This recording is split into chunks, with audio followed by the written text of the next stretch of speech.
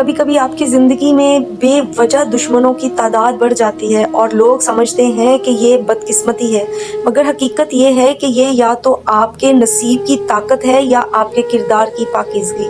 اللہم صلی علی محمد وعلی محمد۔ السلام علیکم ورحمۃ اللہ۔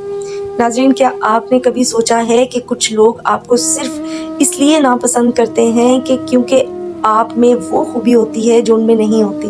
میں نے اپنی زندگی میں دیکھا ہے، نہ کسی کو جان بوجھ کر تکلیف دی، نہ کسی کی پیٹھ پیچھے برائیاں کی، بس اچھے سے زندگی گزارنے کی کوشش کی، مگر پھر بھی محفلوں میں میرا ذکر گالیوں میں ہوا، میرا نام برا بلا کہا گیا اور ہر جگہ مجھے نیچا دکھانے کی کوشش کی گئی۔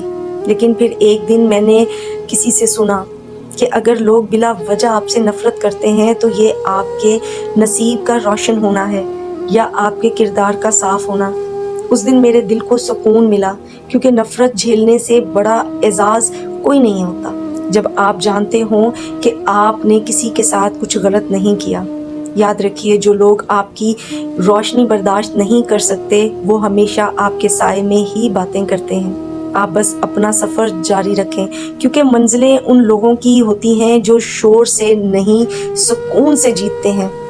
میری دعا ہے اللہ ہمیں ایسے دل دے جو دوسروں کے لیے صاف ہوں، اور ایسے نصیب دے جو حسد کرنے والوں کو نظر آتے رہیں۔ اللہم صلی علی محمد وعلی محمد۔